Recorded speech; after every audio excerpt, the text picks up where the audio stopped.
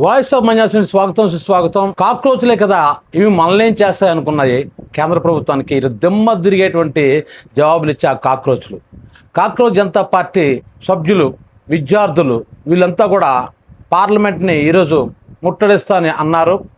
అది సాధ్యమేనా అని చెప్పి చాలామంది అనుమానం వ్యక్తపరిచారు. ఎందుకంటే పోలీస్ ఫోర్స్ ముందు విద్యార్థుల ఫోర్స్ నిలబడతాదా అని. అయితే ముందుకుంటా ప్లాన్డ్గానే పోలీసు వారు కూడాను అక్కడ జంతర్ మంతర్ దగ్గరికి వచ్చి మొత్తం చుట్టుముట్టేశారు, బార్కెట్స్ నిర్మించారు, అక్కడ ఉన్న వాళ్ళని బయటికి రానివ్వకుండా చేశారు. కానీ చిత్రంగా ఏంటంటే ఎలా వచ్చారో ఎక్కడి నుంచి వచ్చారో తెలియదు కానీ విద్యార్థులు, కమ్యూనిస్ట్ పార్టీ వాళ్ళు, ఆప్ పార్టీ విద్యార్థి నాయకులు, ఆ విద్యార్థులు వాళ్ళ ఆధ్వర్యంలో నిజంగా పార్లమెంట్ను ముట్టడించారు. గతంలో అవసరం ముట్టడించారు, మళ్ళీ ఇప్పుడు చాలా సంవత్సరాల తర్వాత మళ్ళీ ఇప్పుడు పార్లమెంట్ ముట్టడించడం జరిగింది. నిజానికి వాంగ్చుక్ను ఎప్పుడైతే అరెస్ట్ చేశారో చేసిన తర్వాత అంతా సర్దుమణిగిపోద్దని ప్రభుత్వం భావించింది. చిత్రం ఏంటంటే వాంగ్చుక్ స్థానంలో అభిజిత్ కూర్చున్నాడు. అభిజిత్ కూర్చోవడం కాదు, అభిజిత్ తండ్రి కూడా ఉన్నాడు అనమాట. నా కొడుకుతో నేను కూడా కూర్చుంటాను ఆమరణ నిరాహార దీక్షని. అంటే ఒక్క విషయం ప్రభుత్వాలు జ్ఞాపకం ఉంచుకోవాలి. ఒక వ్యక్తి తప్పు చేస్తే ఆ తప్పు చేసిన వాడిని రక్షించడం కోసం ఇంతమందికి ఎందుకు వ్యతిరేకత అవ్వాలి? ప్రతి రాజకీయ పార్టీ కూడా ఇదే చేస్తుంది. ఒక పార్టీలో ఎవడో ఒక మానభంగం చేయడం, మర్డర్ చేయడం చేస్తే ఆయన్ని రక్షించడం కోసం ప్రభుత్వం ప్రయత్నిస్తుంది. కానీ నిజంగా బాధిత వర్గంకి కానీ నిజంగా అండగా ఉంటే ఆ మంచి పని చేసినందుకు మరికొన్ని ఓట్లు కూడా వాళ్ళకి వస్తాయి. ఎందుకంటే రాజకీయ నాయకులు ఓట్ల కోసం చేస్తారు కాబట్టి మరికొన్ని ఓట్లు కూడా వచ్చి ఉండే కదా. కోరుండి భారతీయ జనతా పార్టీ తన పరువును తనే పోగొట్టుకుంది. ఈరోజు పార్లమెంట్ని ముట్టడించిన మాటలు కాదు అసలు, అది విద్యార్థులు చేసి చూపించారు.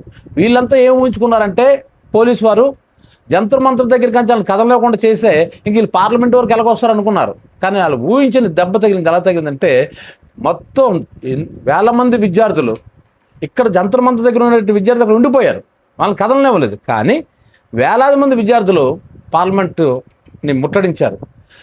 దాదాపుగా మెయిన్ గేట్ వరకు కూడా వెళ్ళిపోయారు. ఇంకా అక్కడ టియర్ గ్యాస్ ఉపయోగించారు, లాఠీ చార్జ్ చేశారు. అలాగే బస్సుల్లో వాళ్ళని ఎక్కించి ఆ పోలీస్ స్టేషన్కి తీసుకెళ్ళిపోయారు. అంటే కంట్రోల్ ఎప్పుడు జరిగింది? పార్లమెంట్ని ముట్టడించిన తర్వాత జరిగింది తప్ప ముట్టడించకుండా కూడా పోలీసులు కానీ కేంద్ర ప్రభుత్వం కానీ ఆపలేకపోయింది. అయితే ఇక్కడ పోలీసు వారు కూడా కొంత సమన్వయం పాటించారు. ఎందుకు పాటించారంటే విద్యార్థులతో పెట్టుకుంటే ఇప్పటికే బ్యాడ్ అయిపోయింది గవర్నమెంట్. అదే వీళ్ళు తొందరపడి కానీ ముందే లాఠీ చార్జ్ చేయడం, కొద్దిగా ర్యాష్గా ప్రవర్తించినట్లయితే ఖచ్చితంగా దేశంలో బ్యాడ్ నేమ్ వచ్చేస్తుంది. సో అందుకు 10 సార్లు ఆలోచించాల్సిన పరిస్థితి. అయితే వీళ్ళు విద్యార్థులు కూడా చాలా డిసిప్లిన్గా, మన అభిజిత్తును చూస్తున్నాం, కొట్టమని చెప్తున్నాడు అతనే, మీరు కాలు నన్ను కొట్టండి అంటున్నాడు. అలాగే మొన్న పోలీస్ అధికారి మీరు ఇక్కడి నుంచి ఖాళీ చేయాలంటే ఆయన కాలు పట్టేసుకున్నాడు, మమ్మల్ని ఖాళీ చేయొద్దని చెప్పమని. అంటే మమ్మల్ని ఖాళీ చేయొద్దు అని ఆర్డర్ జారీ చేయొద్దని. అంటే అంత గాంధేయవాదంగానే వెళ్తున్నాడు అతను. కానీ అతని టీం కానీ విద్యార్థులు కానీ ఎక్కడ కూడా దౌర్జన్యాలకి పాల్పడడం కానీ హింసాత్మక సంఘటనలు చేయటం కానీ ఇవేవి కూడా విద్యార్థులు చేయకుండా గాంధీ గారు ఏం చెప్పారు అహింస దాన్ని ఫాలో అవుతున్నట్టు అనిపిస్తుంది అనమాట. ఎందుకంటే ఎంతమంది ఎన్ని పోరాటాలు చేసినా మహాత్మా గాంధీ చేసిన పోరాటానికి బ్రిటిష్ వారు భయపడ్డారు. అంటే మిగతా అంతా చాలా బాగా ఫైట్ చేశారు, ప్రాణాలు ఉరిశిక్షకి గురైన వాళ్ళు ఉన్నారు, ప్రాణాలు కోల్పోయిన ఉన్నారు. కానీ ఒక చెంప మీద కొడితే రెండో చెంప చూపిస్తుంటే ఏడు చేయాలో తెలియని పరిస్థితిలో బ్రిటిష్ వారు పడిపోయినట్టు ఈరోజు అభిజిత్ ఏం చేస్తున్నారంటే కొట్టండి అంటున్నాడు, నన్ను కొట్టేయండి కావాలంటే అని అంటుంటే ఇంకేం కొట్టగలరాలు. అంతేకాకుండా నిన్న ఒక అమ్మాయి ఇంక చెల్లితే సింపుల్గా మాట చెప్పాడు, నాకు బ్లూ కలర్ అంటే చాలా ఇష్టం అని అన్నాడు, జై భీమ్ అన్నాడు.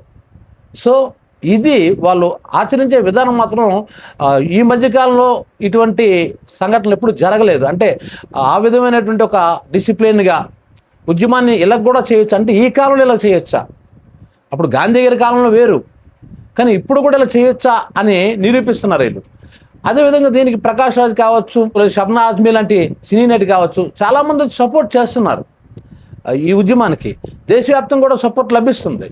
నేనంటుంది ఏంటంటే ఇలాంటి సందర్భంలో విజయ్ కానీ దీనికి కానీ పూర్తి మద్దతు కానీ ప్రకటించి, లేదు వాళ్ళు ధర్నా దగ్గరికి నెల్లుంటే ప్రకాష్ రాజ్లా ఇంకా బాగుండుండేది. ఇలా చూసుకున్నట్లయితే ఈరోజు ఖచ్చితంగా విద్యార్థి లోకం సక్సెస్ అయినట్టే. అయితే ఇదే నేపథ్యంలో ఏం జరిగిందంటే ధర్మేంద్ర ప్రధాన్ అమిత్ షాని కలిశాడు, పార్లమెంట్లోనూ కలిశాడు అంటున్నారు.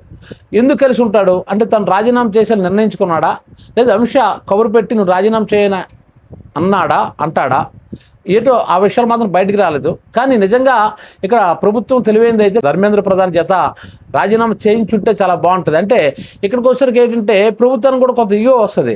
వాళ్ళకి భయపడి మేము రాజీనామా చేయించాం అని అంటారని ఆ ఇగో కావచ్చు. లేదంటే ఇలా వెంటనే రాజీనామా చేసేస్తే ఇక ప్రతిదానికి కూడా ప్రతి వాళ్ళు కూడా ఉద్యమం చేస్తారు, అప్పుడు ప్రభుత్వం మాటమాటికి తలవంచవలసి వస్తుంది అన్న ఉద్దేశం కావచ్చు. ఎలాగ త్వరలోనే ఈ మంత్రివర్గ ప్రక్షాళన ఉంది కాబట్టి ఆ ప్రక్షాళనలో భాగంగా ఈయన్ని మంత్రివర్గం నుంచి పక్క పెట్టేశారని కూడా అంటున్నారు. ఆ ప్రక్షాళన వరకు ఉంటే మరింత పరుగు పోవడానికి అవకాశం ఉంది. కాబట్టి ఇమీడియట్లీ నిజంగా చెప్పాలంటే ధర్మేంద్ర ప్రధాన్ తనంతట తాను రాజీనామా చేస్తే అది గౌరవంగా ఉంటుంది, అతనికి గౌరవంగా ఉంటుంది, విద్యార్థి లోకానికి గౌరవంగా ఉంటుంది.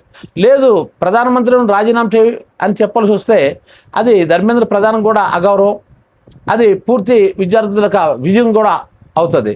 సో తెలివైన వ్యక్తి అయితే ధర్మేంద్ర ప్రధాన్ తన తప్పుకు తానే సారీ చెప్పి రాజీనామా చేసేయడం ఉత్తమం. అలా అయితే విద్యార్థి లోకం సంతోషిస్తుంది కూడా. అంతేకాకుండా రాబోతున్న తరాల్లో రాబోతున్న ఏ మంత్రి అయినా సరే ఇంత నిర్లక్ష్యంగా ఇన్ని పేపర్లు లీకేజ్ అవుతున్నా సరే ఇంత నిర్లక్ష్యంగా ఇంకెవడు ఉండడు. ఖచ్చితంగా కఠినమైన చర్యలు ఉంటాయని ముందే ఆయన హెచ్చరిస్తాడు వాళ్ళ టీంకి. అంటే ఉద్యోగస్తులకు కావచ్చు, ఈ పేపర్ సెట్ చేసిన వాళ్ళు కావచ్చు, ఇవన్నీ కూడా అనమాట చాలా జాగ్రత్త వహిస్తాడు. లేదంటే దీంట్లో కొన్ని మార్పులు చేర్పులు చేస్తారు. ఇటువంటి లీకేజ్కి అవకాశం లేనటువంటి ఒక మార్గాన్ని వాళ్ళు తయారు చేసి దాన్ని అమలుపరుస్తారు. ఈ నిజంగా చెప్పాలంటే hats off to Abhijit and Wangchuk. ఇంకా చెప్పిన వాంగ్చుక్ అతను హాస్పిటల్లో కూడా ఇంకా నిరాహార దీక్ష కంటిన్యూ చేస్తున్నాడు అంటున్నారు. అంతేగాని తన భార్య కూడా నిరాహార దీక్ష దిగుతారంటుంది. సో ఇలా 1 by 1 ఒకరికి అది ఎలా అవుతుందంటే గంధకం వేస్తే మంట ఎలాగైతే పెరుగుతుందో అలా ఇంకా చెప్పాలంటే అగ్నికి ఆజ్యం పోసినట్టు ప్రభుత్వం ఎప్పుడైతే ఇంకా గట్టిగా నిలబడతాదో విద్యార్థులకు ఇంకా వాళ్ళ తాలూకు శక్తి ఇంకా బయటకి ఇంకా తీస్తారు. మరికొంతమంది విద్యార్థులు వాళ్ళు తోడవుతారు. విద్యార్థులే కాదు, విద్యార్థుల తల్లిదండ్రులు కావచ్చు, మేధావులు కావచ్చు, యాక్టివిస్టులు కావచ్చు, లేదా జర్నలిస్టులు కావచ్చు, వీళ్ళంతా కూడా ఇంకా దీనికి సపోర్ట్ చేయడానికి అవకాశం ఉంది.